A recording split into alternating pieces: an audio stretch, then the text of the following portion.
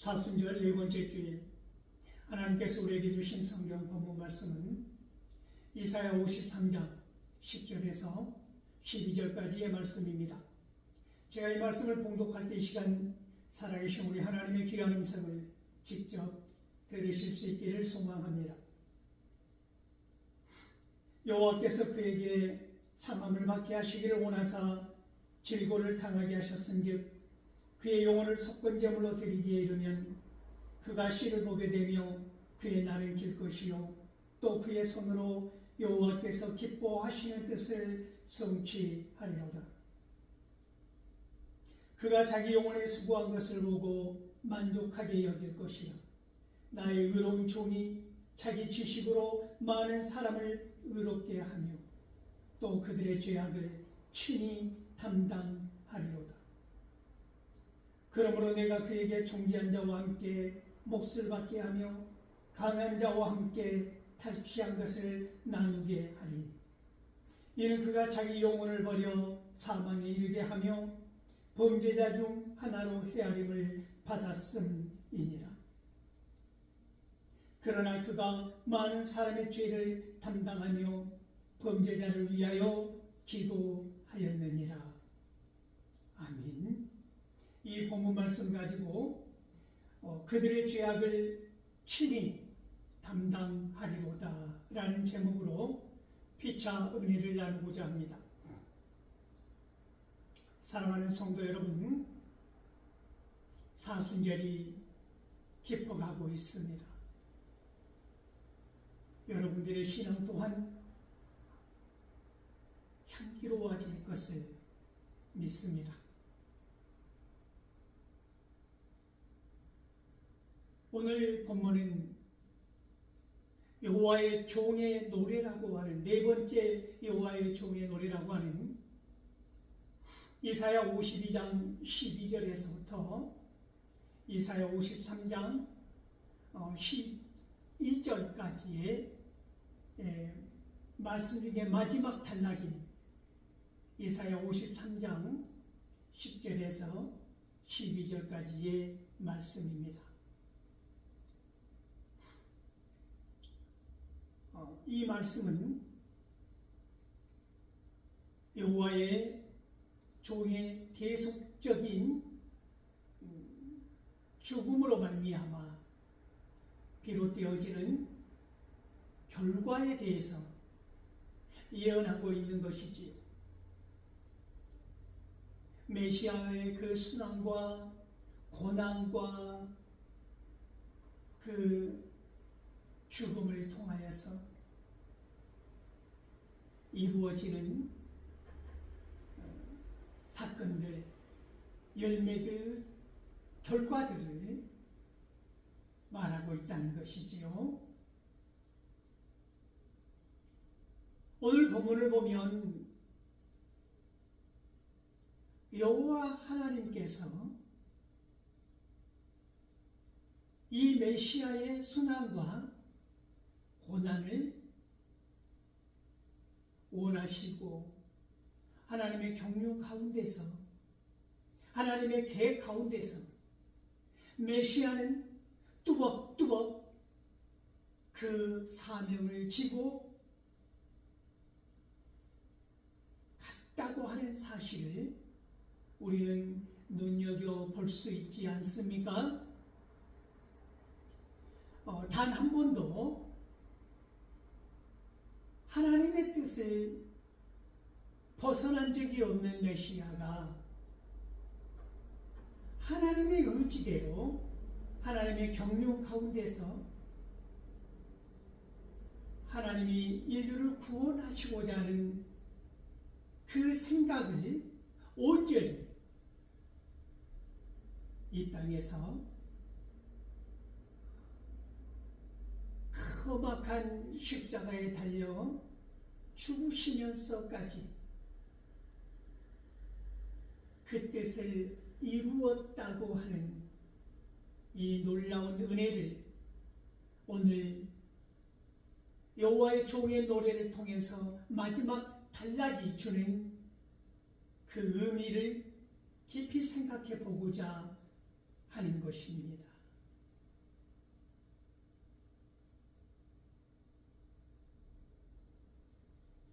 우리가 지난 시간에도 보았듯이 이 메시아가 마치 도살장으로 끌려가는 양처럼 턱가는 자 앞에서 잠잠한 양처럼 침묵한 까닭은 무엇이었습니까? 그것이 곧 여호와 하나님의 계획이었기 때문입니다. 그것이 하나님의 경륜 속에, 구원의 계획 속에 메시아가 감당해야 할, 지고 가야 할 십자가였기 때문입니다. 하나님의 뜻이라면, 하나님의 계획이라면, 그것이 하나님의 의지라면, 하나님의 경륜 가운데 그것이 펼쳐지는 은혜라면, 고난 또한, 순환 또한 우리는 묵묵히 감당해야 한다고 하는 것입니다. 지난 시간에 저는 온갖 순환과 고난에 대해서 이것이 하나님이 주는 순환과 고난이 아니고 이것이 하나님의 영광을 위한 억압이, 저항이, 고난이 아니라면 그러한 부당한 고난에 대해서, 억압에 대해서, 착취에 대해서 저항해야 한다고 말씀을 드렸는데, 역설적으로 바꾸어 말씀드리면 그것이 사악한 권세와 사탄이 주는 시험이 아니고 우리를 통해서 하나님께서 영광을 받고자 하시는 그것이 그러한 고난과 순환이라면 우리는 잠잠히 메시아가 침묵하며 그 길을 걸어가셨던 것처럼 우리도 동일하게 우리의 지금 상황의 순환과 고난을 통하여서 그것이 하나님의 영광을 드러내는 것이라면 우리도 길이 참아야 한다고 하는 것입니다. 하나님의 계획 가운데서 메시아는 묵묵히 그 사명을 온전히 감당하고 있는 것이지요. 메시아가 감당하는 그 고난은 무엇입니까? 속건 제물로, 속죄제로, 대속의 제물로 드려졌다고 하는 것이지요. 죄로 말미암아 죽을 수밖에 없는 인간에게 의해서 하나님께서 요구하시는 것은 그 죄값으로 피를, 희생을 요구하는 것이지요. 창세기 9장 5절과 6절에서 보면 마땅히 죄는 그 죄를 지은 당사자로 하여금 피 흘림이 있어야 하고 죄사함의 제물을 드려야 하는데 그 본인이 드려져야 할 제물을 하나님께서는 은혜로 어떠한 제물을 드리기를 원하였습니까? 대신 죄를 지은 사람 대신 동물의 희생이 있었지 않습니까? 동물의 피가 있었지 않습니까?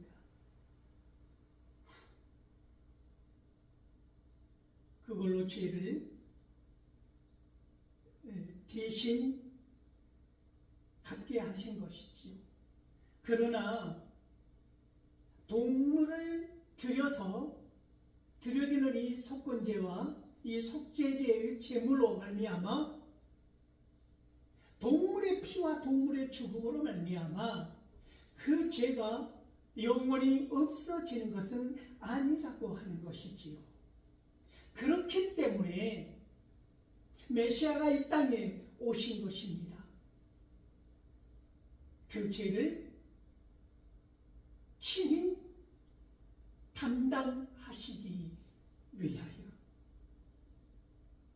우리의 모든 죄를 단 한 번에 메시아가 이러한 예물이 되어서 제물이 되어서 십자가에 달려 죽으심으로 말미암아 모든 죄를 없이 하여 주셨다라고 하는 것이지요. 이 놀라운 사랑을 생각하고 묵상하고 다시 한번 예수님의 그 처절한 수단과 고난을 통하여서 하나님의 사랑을 더 깊이 묵상하는 오늘 이 사순절이 깊어가는 절기 아닙니까? 그러므로 말미암아 우리는 이 순간 어떻게 하나님의 사랑을 회복할 것인가? 어떻게 하나님의 사랑을 되찾을 것인가? 어떻게 하나님의 사명을 하나님께서 받은 그 놀라운 은혜를 이 세상에 어떻게 펼쳐 보일 것인가? 그리하여 어떻게 하나님의 영광을 다시 높여드리고 드러낼 것인가? 이 사순절 이 기간에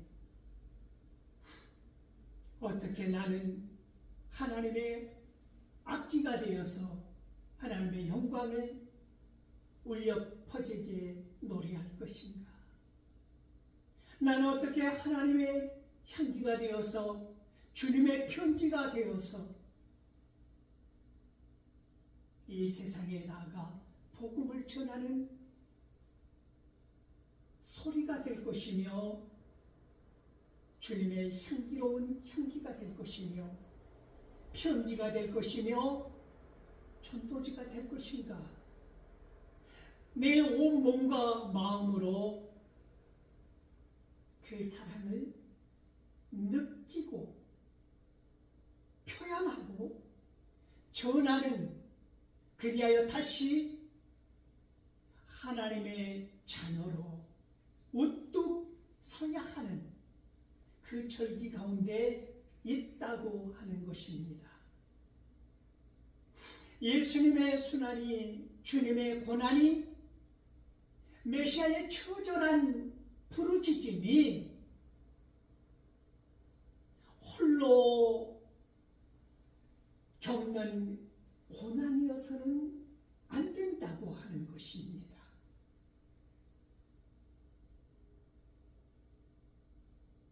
신이 홀로 우리의 죄를 담당하셨다라고 하는 하나님의 사랑이 오늘 우리의 삶의 자리에서 나에게 와 닿는 그 사랑으로 말미암아 이 세상에, 어두운 세상에, 고난당한 세상에, 핍박당하는 내 이웃에게 작은 등불이 되어서 그들의 눈물을 닦아주고 그들과 함께 울어주고 그들에게 힘을 주고 그 험악한 길 가운데 걸림돌을 넣는 것이 아니라 누구에겐가 디딤돌을 놓아주는 그러한 시간이 곧 사순절이라고 하는 것입니다. 이웃을 돌아보십시오. 눈물을 그치지 못하는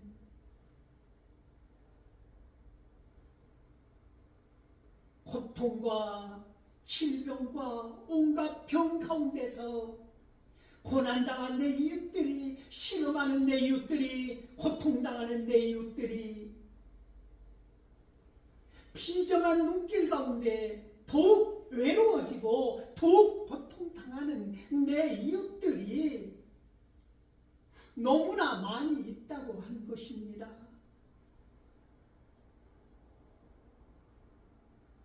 그들을 따뜻하게 손 한번 잡아주고 위로해주고 말 한마디, 아버지의 마음을 품고 주님의 손길이 되어 주님의 발이 되어 주님의 마음이 되어 손을 내밀어 본 적이 있는가?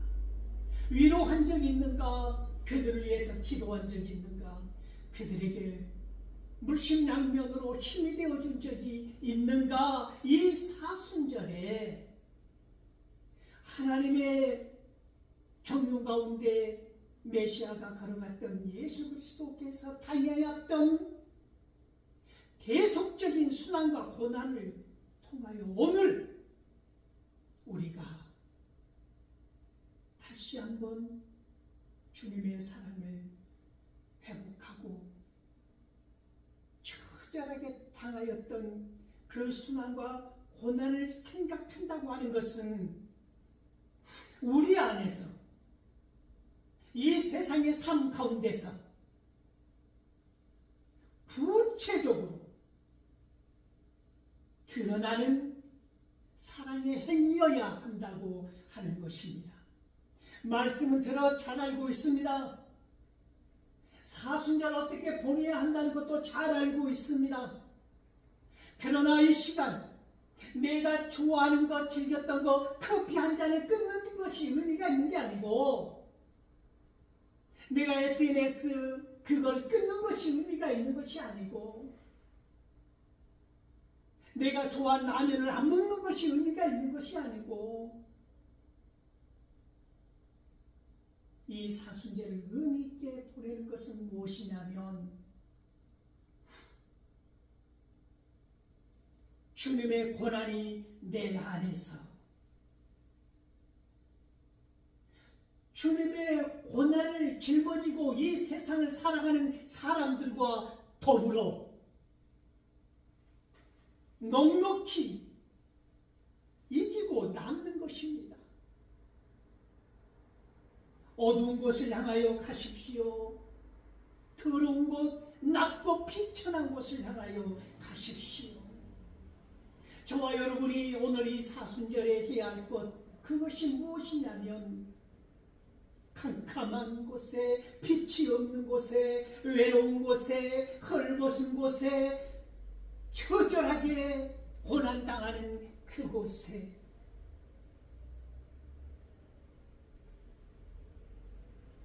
그것이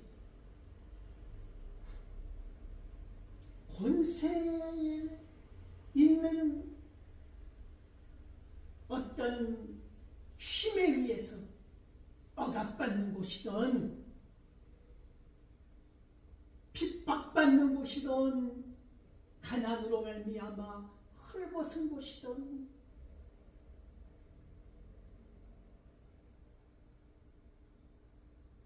믿음의 사각지대에서, 자비의 사각지대에서 우리가 애써 예면한 그 사각지대에서 오늘 이 시간도 헐벗고 고난당하고 고통당하는 내 이웃을 향해서 가야 하는 절기, 그곳에서 주님을 만나야 한다고 하는 것입니다. 우리 주님이 어디에 있습니까? 주님의 고난이 어디에 있습니까? 주님은 말씀하십니다. 헐벗은 자, 연약한 자, 미약한 자에게 한 것이 곧 나에게 한 것이다. 여러분 주님을 향하여 얼마나 하셨습니까? 무엇을 하셨습니까? 무엇을 하고 있습니까?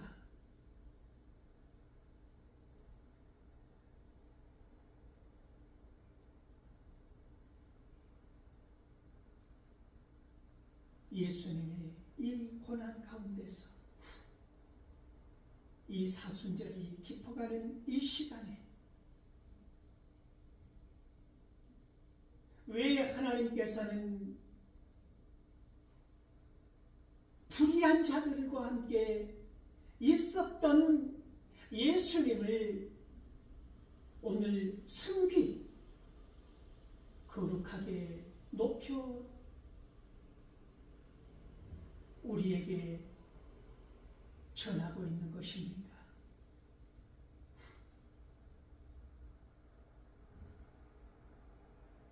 빌립보서 2장 5절에서 12절 말씀을 보면 근본은 하나님이셨던, 본체는 하나님이셨던 그분은 하나님과 동등됨을 취하지 아니하고 종의 신분으로 낮춰져서 이 땅에 오셔서 십자가를 지시고 죽기까지 고난당한 것 아닙니까? 그러므로 그러한 그를 하나님께서는 모든 것들의 무릎을 그 앞에 꿇게 하지 않았습니까?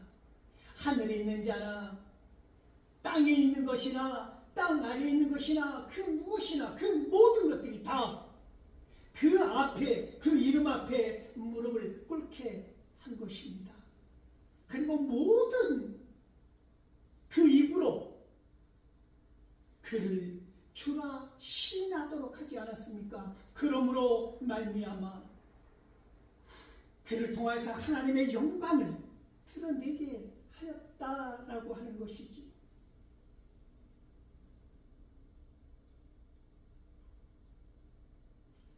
고난당하고 고통당하고 십자가에 달려 죽으시고 이 모든 것들이 마치 예언적 완료로 우리에게 드러나고 있는 사실은 반드시 성취된다고 하는 것 아닙니까? 퍼펙트, 예언적 완료로 사용되고 있다는 것입니다.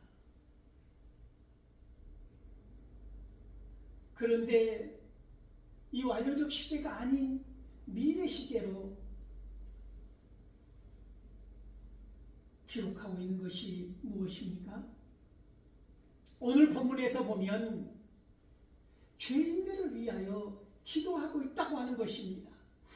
과거에도 현재도 미래에도 모든 사람들이 하나님의 자녀되는 그 시간까지 모든 사람들이 구원하시기 위한 하나님의 놀라운 계획 안에서 오늘 이 순간에도 기도하고 있다고 하는 것입니다.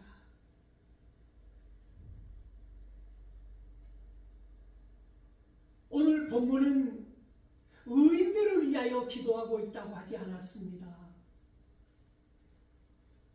죄인들을 위하여, 그 죄인들을 위하여 기도하고 있다고 마감하고 있지 않습니까? 말씀을 마치고 있습니다.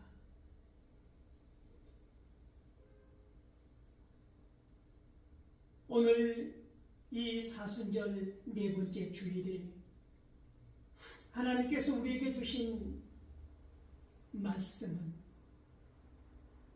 이 계속적인 순환과 고난을 통하여서 하나님의 뜻이 하나님의 경륜 가운데 나타나는 결과 그 열매를, 그 향기로운 열매를 그 구원의 놀라운 사랑의 열매를 우리에게 안겨주시는 선물처럼 주어진 이 은혜가 우리가 아무 공로 없이 받은 값없이 받은 은혜이지만 여러분 생각해 보십시오. 그 어떤 것으로도 갚을 수 없는 놀라운 사랑과 은혜를, 그 귀한 열매를 가슴에 품고 있다고 하는 사실을 기억하십시오. 질그릇 같은 저와 여러분의 존재 가운데서 보석처럼 담겨있는 것, 그것이 무엇입니까? 우리 주 예수 그리스도의 사랑 아닙니까? 우리 하나님의 놀라운 선물 같은 은혜 아닙니까? 여러분, 빛을 발하십시오. 여러분, 향기를 드러내십시오.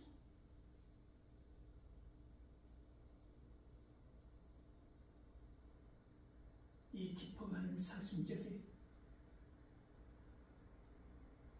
우리 하나님을 향한 여러분들의 사랑도 또한